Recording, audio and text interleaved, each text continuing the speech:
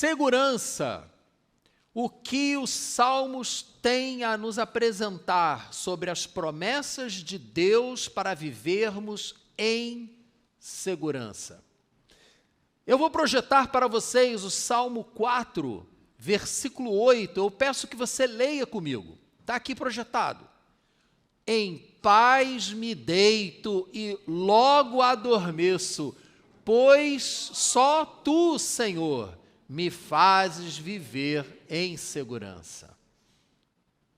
Deixa eu te perguntar uma coisa. Como tem andado o seu sono ultimamente? Essa noite eu dormi mal, porque meu ar-condicionado não aguentou, então foi difícil. Acordei várias vezes, dormir no calor não é fácil. Mas eu não estou me referindo ao calor. Eu estou me referindo às preocupações, aos problemas, às suas angústias, porque isso tira o sono da gente. É ou não é verdade? Ou só eu que perco o sono quando as coisas estão ficando difíceis? Creio que não. Davi, quando ele escreveu esse salmo, estava sendo perseguido por inimigos. Ele não escreveu esse salmo dentro de um palácio, protegido pelo seu exército. Ele escreveu esse salmo numa caverna, no deserto, sendo perseguido pelos seus inimigos. Como assim? Você está em fuga, você está com a sua vida em risco, e você se deita e adormece rapidamente? Como? Como isso é possível? Porque Davi tinha consciência, como nós devemos ter, de que a proteção dele vinha do Senhor. E no Senhor ele podia viver em segurança. A questão agora é: onde estão essas promessas de segurança? Essa segurança que Davi estava sentindo. Basta virarmos uma página para trás na Bíblia, e eu já vou lhe apresentar uma dessas promessas, o Salmo 3. O Salmo 3, inclusive, nos mostra bem o contexto em que Davi faz essa afirmação de fé que está no Salmo 4. Senhor, muitos são os meus adversários, muitos se rebelam contra mim. São muitos os que dizem a meu respeito: Deus nunca o salvará. Mas tu, Senhor, és o escudo que me protege, és a minha glória, me fazes andar de cabeça erguida. Ao Senhor clamo em alta voz, e do seu santo monte ele me responde. Eu me deito e durmo e torno a acordar, porque é o Senhor que me sustém. Não me assustam os milhares que me cercam. Levanta-te, Senhor, salva-me, Deus meu. Quebra o queixo de todos os meus inimigos. Arrebenta os dentes dos ímpios. Do Senhor vem o livramento. A tua bênção está sobre o teu povo. Pesada essa parte aqui, né, de quebrar os dentes dos inimigos. Mas o homem estava sendo perseguido. E o homem, Davi, era um homem como nós, mas ele tinha um coração segundo o coração de Deus. Isso significa que ele não pecava? Não, ele pecava sim, e a Bíblia mostra isso. A Bíblia não tenta, usando aqui o jargão atual, passar pano para os pecados de Davi. Não limpa a ficha corrida dele. Está lá tudo que ele fez de bom e tudo que ele fez de ruim. E assim é com todos nós. Então, de que maneira que ele era diferente de nós? Ele acreditava que Deus estava com ele. Ele se submetia à vontade de Deus. Quando ele era chamado a atenção por um profeta ou pela própria voz de Deus, ele se arrependia, ele se humilhava, ele não persistia no erro. E é isso que nós devemos fazer. Não é que a gente vá conseguir não errar, mas nós precisamos estar prontos a mudar o nosso caminho, caso sejamos alertados para o que estamos fazendo. Além disso, temos que entender que a Bíblia nos apresenta uma série de promessas, e o Salmo 3 é apenas algo muito assim, muito superficial, tem várias outras na Bíblia. Promessas de que Deus vai nos dar segurança, Deus vai nos fazer dormir em paz. Mas qual é a nossa atitude em relação a essas promessas? As promessas estão lá. E aí vem a famosa pergunta, tá, e daí? Depende de como você encara essas promessas, como você encara as promessas de Deus. Para aí, pensa um pouquinho nisso. Como você interpreta essas promessas para a sua vida? Colocando aqui de uma forma gráfica, aqui estão as promessas, e há dois extremos em relação a elas. Num extremo, as pessoas simplesmente não acreditam nelas. Não acreditam que a Bíblia foi inspirada por Deus, não acreditam que essas promessas sejam para nós, não acreditam que isso é tudo um delírio. Bom, eu creio que não seja o caso de ninguém aqui. Se você se deu o trabalho de, num domingo, no final da tarde, vir para uma igreja, porque você tem alguma forma de fé, você tem. Então, eu não creio que nenhum aqui, talvez alguém em casa, mas nenhum aqui presente esteja nesse extremo da incredulidade. Mas só que no outro extremo, aí a coisa já fica mais complicada. Para mim e para você. Porque muitos de nós olhamos para as promessas de Deus e fomos levados a crer, ou por nós mesmos, ou por outros líderes, que aquelas promessas são incondicionais. Deus prometeu, Ele tem que cumprir. Não importa o que nós façamos. Que essas promessas de Deus são uma espécie de cheque em branco dado por Deus, que cada folha da Bíblia com uma promessa é um cheque, você vai lá, destaca do talão. Hoje em dia, mas ninguém usa cheque, né? Eu vou ter que procurar outra metáfora. É um Pix divino. Você aperta o botão, o Pix vai cair na tua conta. Gente, não é assim. Não é verdade isso. As promessas de Deus, todas elas são condicionais. Elas dependem da sua atitude. Várias vezes você vê claramente na Bíblia, se vocês fizerem isso, então vocês terão aquilo. Mas, se vocês não fizerem isso, se deixarem de fazer, se deixarem de cumprir a minha palavra, essas promessas de bênção não acontecerão na sua vida. Está na Bíblia. Mas por que não leem essa parte? Porque espanta as pessoas, né? É muito melhor você sair prometendo que vai dar tudo certo. E que se não deu certo, o problema é teu que não teve fé. Eu não creio dessa maneira.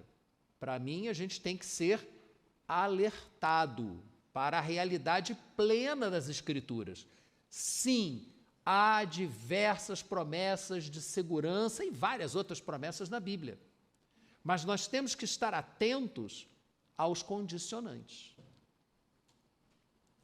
Veja, além disso, isso é um problema, e eu vou falar um pouco mais sobre isso, mas além disso ainda existe a superstição evangélica. Não, evangélico é supersticioso? Pode ser. Cristão? Pode ser. Quando eu era católico, eu fui ensinado a fazer o sinal da cruz toda vez que eu passasse em frente a uma igreja ou a um cemitério. E como eu sempre fui chato, mas por quê?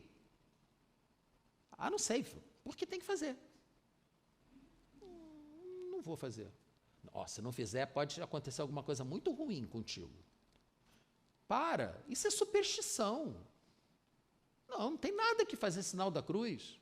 Não tem que se benzer quando você passa em frente a um cemitério. Agora, lógico que se você está num cemitério, é exigido de você uma atitude de respeito. Não pelos mortos, eles estão mortos, eles não estão nem aí para você, mas pelos vivos. que estão com seus mortos ali. Aí exige-se respeito, mas não precisa superstição. Não, eu não vou a cemitério. Eu prefiro não ir também, mas porque normalmente tem muito mosquito em cemitério. Eu prefiro não ir. Mas às vezes a gente tem que ir. Há cristãos que têm aquela Bíblia enorme, gigante, no meio da sala. Bonita a Bíblia. Você a lê? Não. Então, para que ela está aqui? Para atrair as bênçãos do Senhor. Gente, isso é superstição. A Bíblia não atrai as bênçãos do Senhor. O que atrai as bênçãos do Senhor é a sua fé. É você crer nas bênçãos que estão ali descritas na Bíblia. Aí sim, não adianta ficar andando para cima e para baixo com a Bíblia debaixo do braço e não ler a Bíblia. E mais do que ler, colocar em prática. Então, num extremo, nós vemos, entre nós cristãos, nós vemos um pensamento ilusório, de que você pode fazer o que você quiser e que as promessas de Deus vão se cumprir na sua vida, independente da sua atitude, e isso é uma ilusão, é um erro, é equívoco. E tem a superstição. Mas aí eu coloco para vocês o seguinte, para deixar bem clara a questão. Provérbios, capítulo 10, versículo 9. Eu vou projetar aqui. Queremos segurança? Hoje o tema é segurança. Queremos segurança. Precisamos de segurança. Quem anda com integridade, anda com segurança. Mas quem segue veredas tortuosas será descoberto. Ou, em outras passagens, perverte os seus caminhos. E o Senhor não estará com você em caminhos pervertidos. Então, se você faz escolhas ruins, não adianta você achar que Deus vai te abençoar fazendo escolhas ruins.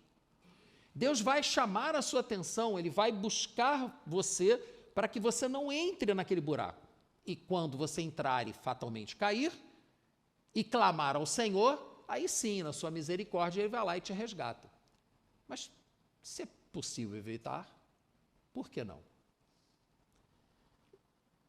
É por isso que, na busca pela segurança, nós precisamos partir daquilo que vimos na semana passada, que foi até comentado aqui pelo Tsai. Semana passada falamos sobre buscar a direção de Deus. Ano novo, né? Aquela lista de atividades que a gente promete que vai fazer, caminhos novos que queremos seguir, mas devemos seguir por onde? Por que caminhos? Temos que buscar a direção de Deus. Onde é que está o mapa? Porque se estamos buscando um caminho, precisamos de um mapa. O mapa é a palavra de Deus.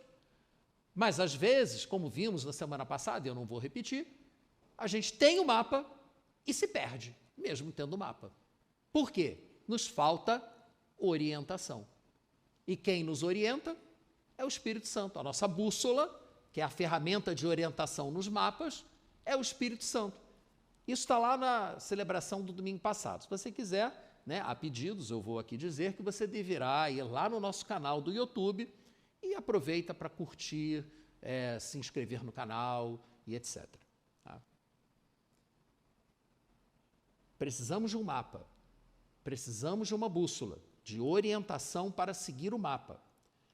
Esses são os bons caminhos que nos levarão em direção à segurança. É garantido que se você estiver fazendo tudo direitinho, está seguindo a palavra de Deus, está seguindo a orientação do Espírito Santo, de repente, pum, cai no buraco. Mas como, Senhor? Eu estou fazendo tudo direito, o que eu fiz de errado? Aí é uma questão importantíssima. O livro de Jó, ele é uma pedra no sapato das pessoas que acreditam que a causa e consequência sejam absolutas. Se você fizer tudo certinho, Deus tem que te abençoar. Não, Ele não tem que te abençoar. Ele vai te abençoar se Ele quiser, porque Ele é soberano. Provavelmente vai, mas pode ser que não abençoe. Por quê? Porque estamos vivendo debaixo de uma guerra espiritual. Se você olha o livro de Jó, você vê que está acontecendo um movimento espiritual que nós não vemos. Está acontecendo ao nosso redor. E Jó acabou sendo vítima da ação do Satanás, do inimigo, fruto dessa disputa com Deus. E Deus permitiu que o mal tocasse na vida, na saúde, na família de Jó. Ele perdeu tudo.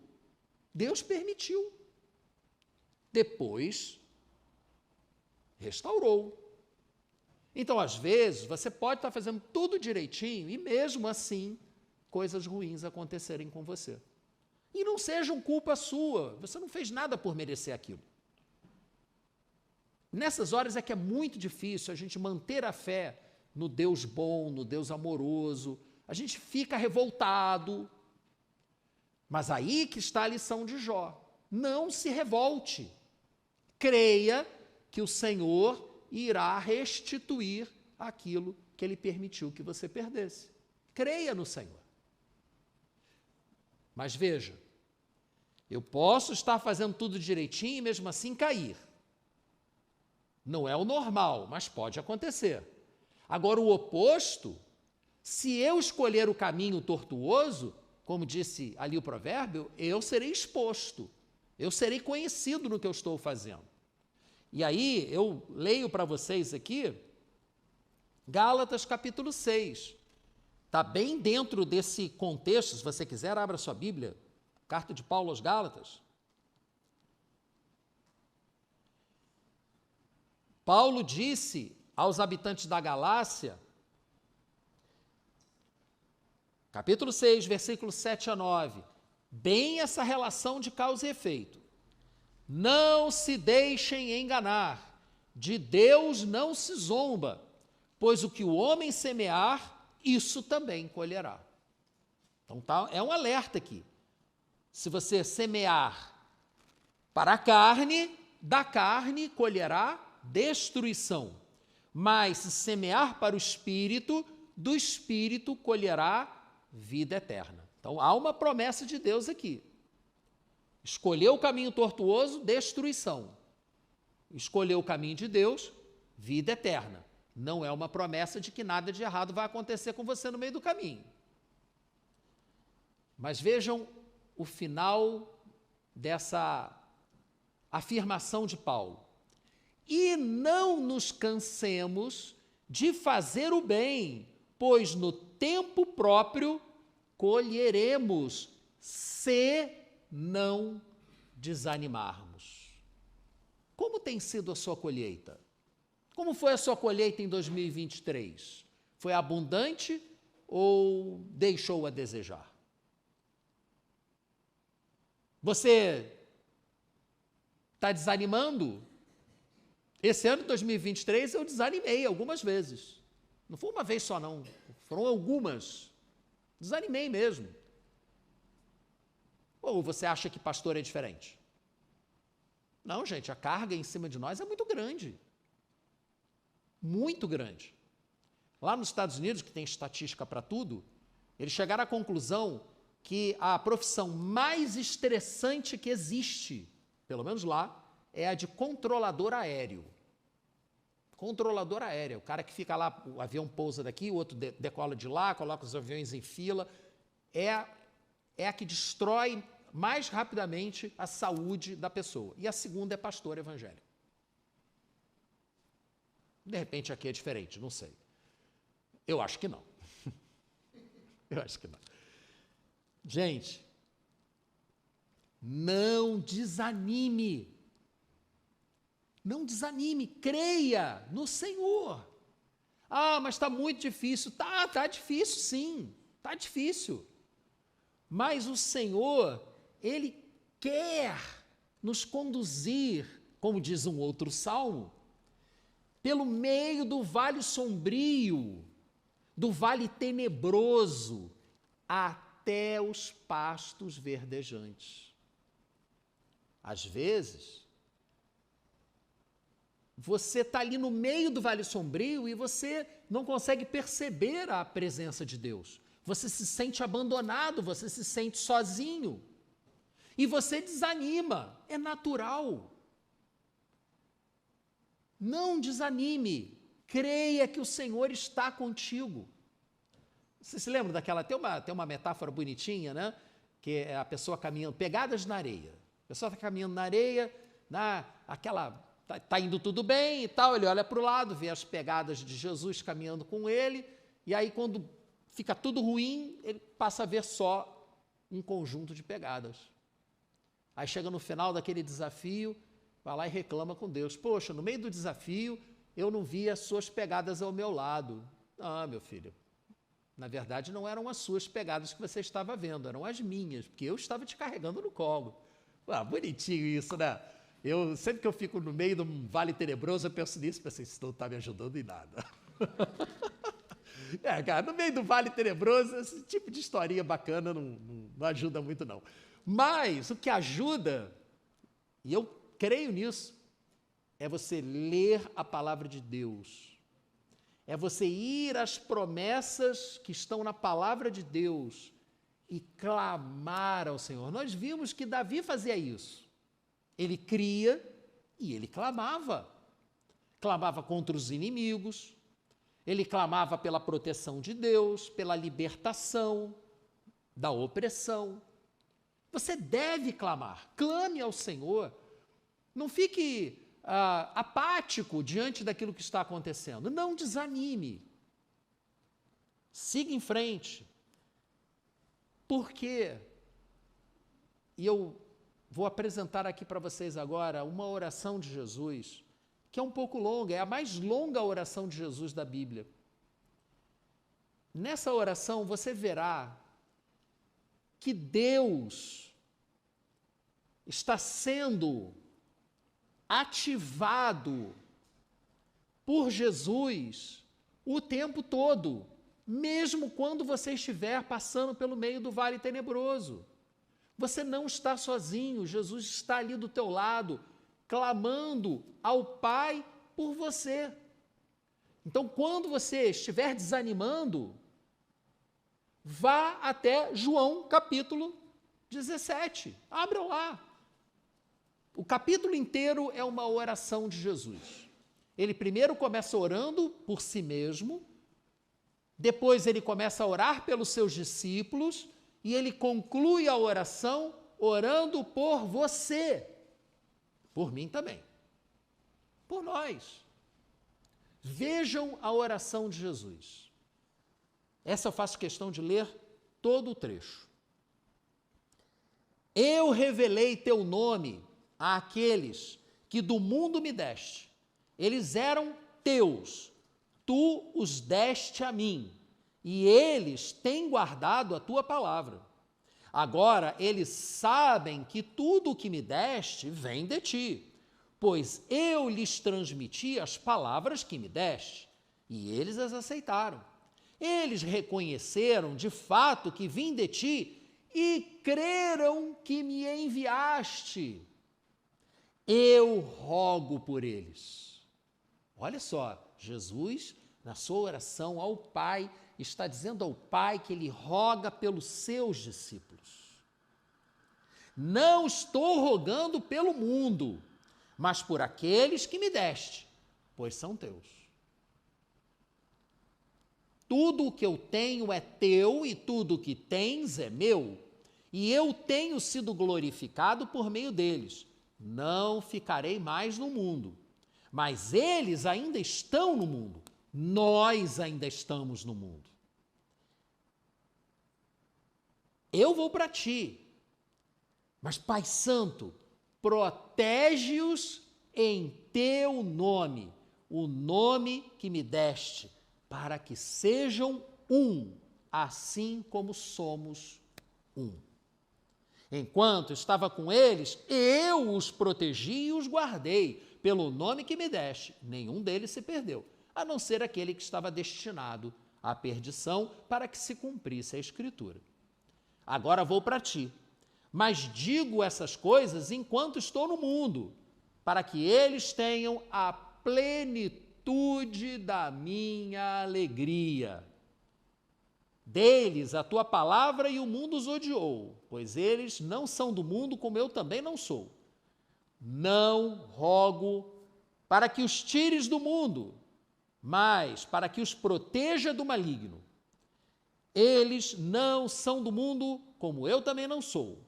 Santifica-os na verdade, a tua palavra é a verdade. Assim como me enviaste ao mundo, eu os enviei ao mundo. Em favor deles, eu me santifico, para que também eles sejam santificados pela verdade. Até agora, Jesus estava intercedendo pelos seus discípulos. Foi com eles que ele esteve. Foi a eles que pessoalmente ele protegeu. Mas a partir de agora, tudo aquilo que ele pediu a Deus pelos seus discípulos, ele vai confirmar para a sua vida. Por isso que eu fiz questão de ler a oração pelos discípulos também. A partir do versículo 20, nós lemos: minha oração não é apenas por eles, por aqueles 12. Rogo também por aqueles que crerão em mim. Você crê no Senhor Jesus? Então é por você que ele está orando aqui agora. Rogo também por aqueles que crerão em mim, por meio da mensagem deles, para que todos sejam um, Pai, como tu estás em mim e eu em ti, que também eles estejam em nós, para que o mundo creia que tu me enviaste. Dê-lhes a glória que me deste, para que eles sejam um, assim como nós somos um, eu neles e tu em mim. Que eles sejam levados à plena unidade, para que o mundo saiba que tu me enviaste e os amaste como igualmente me amaste. Vejam o que Jesus está falando, ele está rogando ao Pai para que nós possamos compreender a dimensão do amor que Deus tem por nós. Porque Deus nos ama, nós que cremos em Jesus, da mesma forma como Ele amou o seu próprio Filho. A gente não tem promessa de segurança melhor do que essa. Pai, versículo 24, quero que os que me deste estejam comigo onde eu estou. Eu quero estar com o Senhor também onde Ele está. Eu quero estar no tempo certo, no tempo de Deus, eu quero estar onde Ele está, junto do Pai. E vejam a minha glória, a glória que me deste, porque me amaste antes da criação do mundo. Pai justo, embora o mundo não te conheça, eu te conheço, e estes sabem que me enviaste. Eu os fiz conhecer o teu nome e continuarei a fazê-lo, a fim de que o amor que tens por mim esteja neles e eu neles esteja. Eu te pergunto de novo, você creu na mensagem dos discípulos de Jesus, dos apóstolos, transmitida ao longo dos séculos pelos discípulos dos discípulos dos discípulos? Se você creu nessa mensagem, como você se sente em relação a essa oração de Jesus? Ela é para você? É uma promessa para você? Gente, vocês têm que assumir que esta é uma promessa para você. Ele não está pedindo a Deus que os tire do mundo, não está pedindo a Deus que tire você do mundo. Ele está pedindo a Deus que nos proteja enquanto estamos no mundo. Somos peregrinos, como vimos no primeiro domingo do mês. Somos peregrinos, estamos a caminho da Nova Jerusalém, a Jerusalém celestial, subindo em direção ao Monte Sião. Enquanto não chegamos lá, passamos por dificuldades. O caminho é perigoso. O caminho de subida dos montes para Jerusalém é perigoso. Precisamos que Ele venha e nos proteja. Precisamos da provisão e do livramento do Senhor. precisamos de segurança. Mas o Senhor está conosco no caminho todo. Mesmo quando entramos por aquele vale escuro, tenebroso, Ele nos conduzirá até o outro lado. Você se sente incluído nessa oração de Jesus por aqueles que vierem a acreditar na pregação dos seus discípulos? Então, isso é para você. Isso é para você. A segurança que o nosso Pai nos oferece, te oferece. Concluindo, crer que Jesus é o Filho de Deus, enviado para nos reconciliar com o Pai por meio do seu próprio sacrifício, crer que Jesus está cuidando de nós, ali intercedendo por nós, à direita do Pai, nos traz a sensação de segurança de que precisamos. Uma sensação tal que até nos permite dormir em paz, apesar de todos os problemas e circunstâncias negativas que temos. Mesmo quando precisarmos fugir para o deserto, talvez nem seja tão metafórico assim, né? Perseguidos por nossos inimigos, poderemos fazer como Davi, deitar em paz e logo adormecer, pois o Senhor nos faz viver em segurança.